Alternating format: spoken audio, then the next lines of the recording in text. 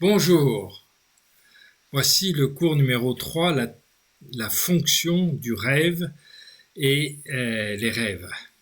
On a vu à quoi sert la psychologie, trouver la satisfaction. Le cours numéro 2, qu'est-ce que c'est? La psychologie, c'est l'ensemble, c'est la science qui permet d'établir les lois du monde intérieur. Et on a vu déjà que ce qui était refoulé s'exprimait sous forme de symptômes. Toute manifestation du psychisme sera étudiée selon les lois du fonctionnement psychique. Et ce seront les mêmes lois. Ça, c'est très très important que vous compreniez que dans la science, on ne peut pas séparer si, par exemple, les manifestations de l'électron en physique, vous savez qu'il y a des atomes qui sont composés de protons, neutrons et d'électrons qui tournent autour, qui sont négatifs. Le proton est positif et les neutrons sont neutres. Et on a étudié les manifestations des électrons pour comprendre comment la structure atomique était faite. Eh bien, les manifestations des électrons existent sous différentes formes. On peut faire des expériences électriques, des expériences magnétiques, des expériences donc de différentes sortes, et toutes les expériences qu'on a pu faire à partir des manifestations de l'électron ont dû être expliquées par une et seule même loi. On ne va pas utiliser des lois différentes. C'est pour ça qu'il y a eu ce problème entre la physique quantique et la physique classique, entre les ondes et les particules, et il a fallu trouver une théorie qui satisfasse aux deux. Eh bien, là, c'est la même chose. On a des mythes, on a des rêves, on a des symptômes, qui sont trois formes de manifestations du psychisme humain. Eh bien, ces manifestations doivent être examinées, comprises selon les mêmes lois. La fonction du rêve est donc va faire partie des expériences qui vont être utiles pour déterminer si la théorie de la psychologie est une science ou non, et si elle peut, avec les mêmes lois, expliquer mythes, rêves et symptômes, alors bien ça conforte le côté scientifique. Voilà. S'il y avait d'autres manifestations, elles seraient elles aussi du psychisme, elles seraient elles aussi à étudier selon ces mêmes lois. Et si ces lois ne satisfont pas et ne permettent pas d'obtenir de réponse, dans ce cas-là, il faudra améliorer la théorie et la compléter. On n'en est pas là.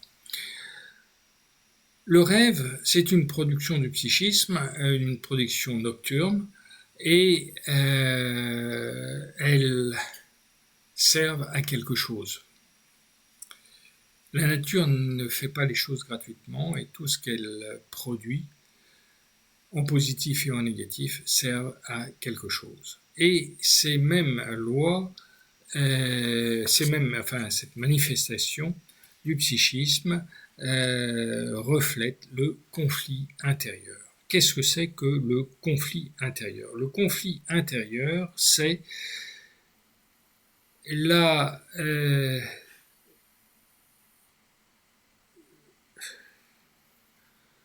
c'est le conflit entre la petite voix positive et la petite voix négative. La petite voix positive qui dit « si tu fais ça, tu seras heureux ». La petite voix négative, c'est « si tu fais ça, tu risques de décevoir ou quelqu'un ou quelque chose ou toi-même et tu seras donc malheureux ». Tu peux, par exemple, essayer de mentir à une personne pour lui faire plaisir en lui disant que c'est la plus belle et tout en pensant que c'est pas vrai, mais que tu lui dis uniquement pour qu'elle soit gentille et heureuse. Et eh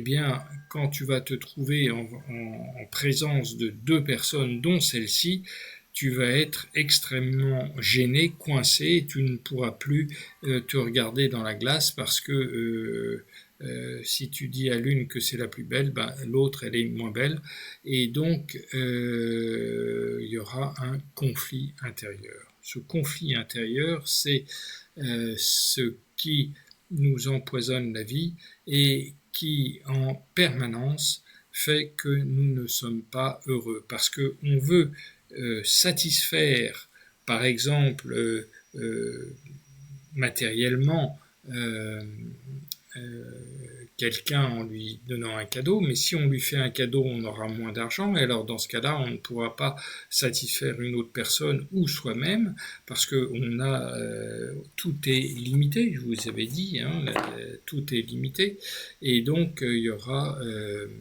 une limitation forcée, forcément quelque part. Eh bien, c'est ce qui se passe sur le plan matériel, sexuel et spirituel, les trois plans. Matériel, c'est tout l'argent et la maison et le fait de la sécurité, si vous voulez, matériel. Sexuel, c'est tout le problème du couple. Et spirituel, c'est tout le problème de l'esprit. Qu'est-ce que je fais qui soit bien pour satisfaire mon esprit? Est-ce que le laisser-aller, la vulgarité sont quelque chose, la conventionnalité, c'est quelque chose d'agréable ou pas. La conventionnalité, c'est faire comme tout le monde et ça semble être protecteur, merveilleux, tout le monde fait ça, bah, je vais le faire aussi. Et on ne pense plus, on fait comme tout le monde. Peut-être que ce que les gens font, c'est bien, mais si je ne l'ai pas décidé moi-même, et si je ne sais pas pourquoi c'est bien ou mal, eh bien je vais arriver le soir avec un sentiment de malaise et de doute en me disant mais est-ce que j'ai pas perdu mon temps en faisant ça? Il y a beaucoup de gens qui regardent la télévision. Est-ce que c'est bien de regarder la télévision? Posez-vous la question. Peut-être dans certains cas de figure, ça permet de se relaxer. Non, c'est pas vrai. Ça permet de se distraire un petit peu, mais ce n'est ni reposant ni relaxant. Si vous regardez bien, il vaut mieux lire un livre.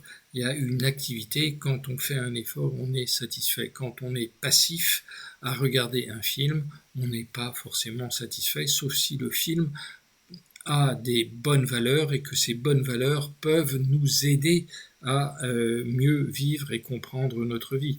Vous êtes en train de regarder cette vidéo, c'est positif parce que ça vous apporte quelque chose, mais très peu sont les films ou les vidéos qui nous apportent vraiment quelque chose de positif. Donc, on a ce problème de conflit intérieur, et ce problème de conflit intérieur vient du fait que nous avons trois instances. L'instance consciente, le fait que on a des pensées d'évolution et des sentiments, c'est l'histoire de la philosophie, c'est tout le propre de l'étude de la philosophie, du conscient. Il y a l'inconscient que Freud et Charcot ont trouvé et qui est le subconscient, et Diel a ajouté le surconscient que Freud n'a pas trouvé, qui était le surmoi, qui était les conventionnalités, les règles de la société. Ça n'a rien à voir avec le surmoi. Le surmoi, c'est le surconscient, c'est vraiment ce qui est positif, c'est la petite voix positive. Et au-dessus de ce conscient et extraconscient qui comprend le subconscient et le subconscient, il y a l'élan vital. L'élan vital, c'est le fait, le sens de l'évolution de l'espèce.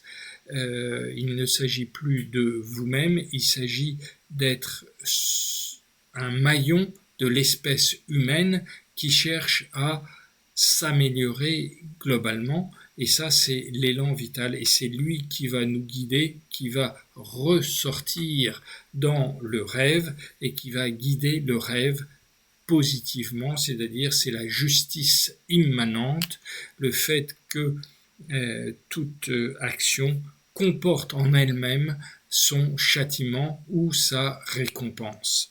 Eh bien, c'est l'étude du rêve, c'est cette étude du conflit intérieur entre ce qui est bien et ce qui est mal, entre guillemets, ce qui est positif, les valorisations positives et les valorisations négatives, beaucoup mieux que le bien et le mal, qui nous importent. Ce qu'il faut donc, c'est suivre le message de l'élan vital, de la vraie direction de la vie. Est-ce que je me trompe ou non dans le choix essentiel que je fais? Le choix essentiel, c'est est-ce que je cherche à être heureux dans ma vie ou est-ce que je cherche à gagner de l'argent ou est-ce que je cherche à plaire aux femmes? Eh bien, ça c'est 3 possibilités, matérielles, spirituelles ou sexuelles, et la vraie solution au niveau de l'espèce humaine, pas à votre niveau, mais au niveau de l'espèce humaine, c'est d'être en harmonie avec le monde extérieur. Harmonie, donc faire la réunification entre monde intérieur et monde extérieur. Eh bien, on sera heureux et satisfait si ça se passe bien, sinon vous serez en euphorie. Et si vous êtes malheureux, vexé ou en dépression, c'est que vous n'avez pas fait le bon choix essentiel. Le bon choix essentiel aura la même direction pour toute personne. Par contre, il sera différent dans l'application de chaque personne. La loi est générale, l'application dépend du contexte des données initiales de chacun des personnes. Eh bien, c'est ça qui va nous guider, si vous voulez, dans la vie, et le rêve va s'exprimer, va exprimer non seulement la solution de ce conflit intérieur qui est je me banalise ou bien je m'exalte, 2 possibilités, banalisation, amoralisme ou exaltation, nervosité, et c'est les 2 possibilités dans lesquelles on est, et parmi ces 2 possibilités, vous avez l'élan vital qui va nous donner un véritable message de direction de la vie en général. Cette traduction pour passer du mode symbolique au mode de la formulation, du rêve, c'est exactement comme des hiéroglyphes, il faut arriver à transformer un symbole en une formulation, comprendre ce que ça veut dire. Autant les symboles sont initialement pour les peuples primitifs qui les ont conçus, c'était une forme de formulation auquel ils étaient sensibles et qu'ils comprenaient. Aujourd'hui, cette formulation n'est plus, on n'est plus aussi sensible, bien qu'on soit sensible à nos rêves, et si on a fait un cauchemar, on ne sera pas très bien après, mais on ne saura pas le traduire. Alors que là, je vous propose de le traduire, et on va passer du mode symbolique au mode de la formulation. Par exemple, un téléphone va représenter la communication entre le conscient et l'extra-conscient. Vous voyez, le téléphone, c'est quelque chose de très général. Avant le téléphone, c'était d'autres modes de communication, des discours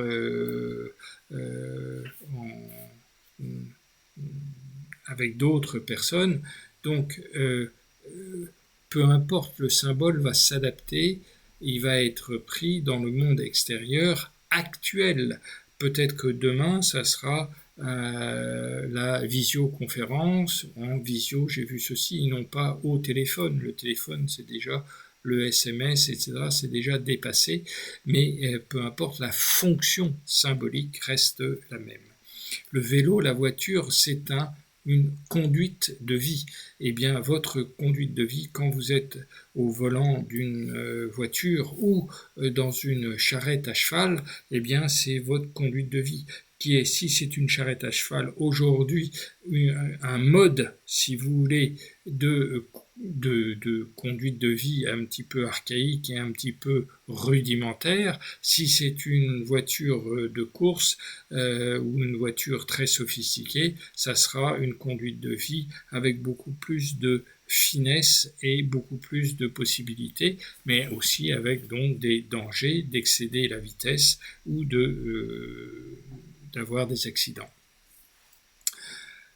En plus, pour cette traduction, vous avez d'une part donc les symboles en tant que tels, et puis vous avez d'autre part donc les symboles qui peuvent être positifs ou négatifs selon qu'ils sont utilisés à bon escient ou à mauvais escient, et donc tout dépend donc de leur utilisation et des verbes qui vont être utilisés pour caractériser le mode d'action que vous allez faire.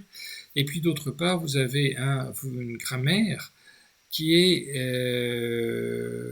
très précise, et je ne prends qu'un exemple, le « et » dont j'étais dans le salon, il était beau et lumineux, eh bien le « et » va relier là deux fonctions positives qui vont caractériser le salon, la pièce dans laquelle je me trouve. La pièce, c'est le psychisme, et le psychisme dans lequel je me trouve, qui est le salon, la salle où on reçoit les autres gens, c'est-à-dire les autres valeurs, qui seront les deux positives. Si c'est sombre et froid, ça sera deux valeurs négatives. Et vous n'aurez pas de possibilité, s'il y a un « et », une conjonction de coordination qui est le « et », il n'y aura pas autre chose que soit deux positifs, soit deux négatifs. S'il y a un « mais », ça veut dire que ce qui était avant était positif ou négatif, et ce qui est après sera l'inverse de ce qu'il y avait avant. Donc une inversion. Mais il y a beaucoup d'autres possibilités et d'autres exemples de coordination. Il y a toute une grammaire qu'on peut apprendre. Il y a aussi « puis »,« ensuite »,« je me retrouve ». Le rêve, sachez-le, est composé d'épisodes qui, s'ils trouvent leur solution, le rêve s'arrête. S'ils ne trouvent pas la solution, le psychisme continue sa délibération, c'est-à-dire continue à chercher la solution et va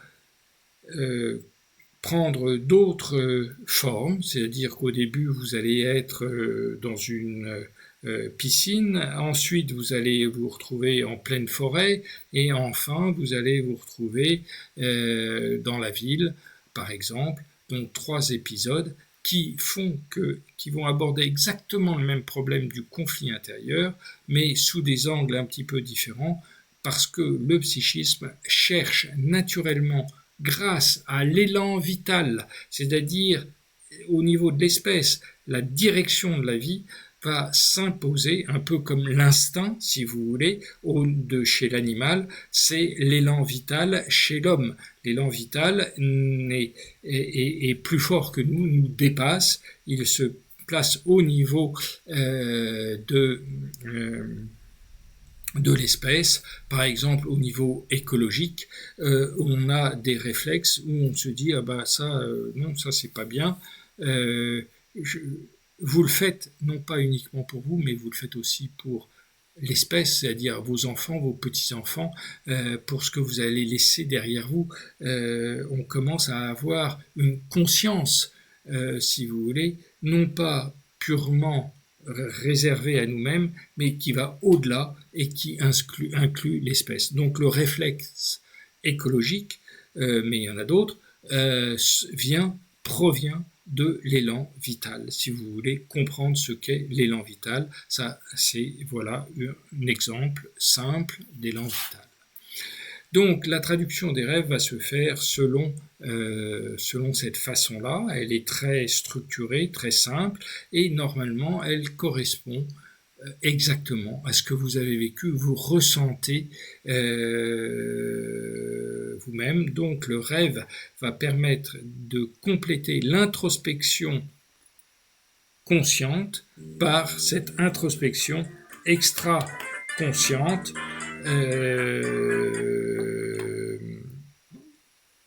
qui est qui va nous donner, si vous voulez, qui va nous donner la possibilité de vérifier que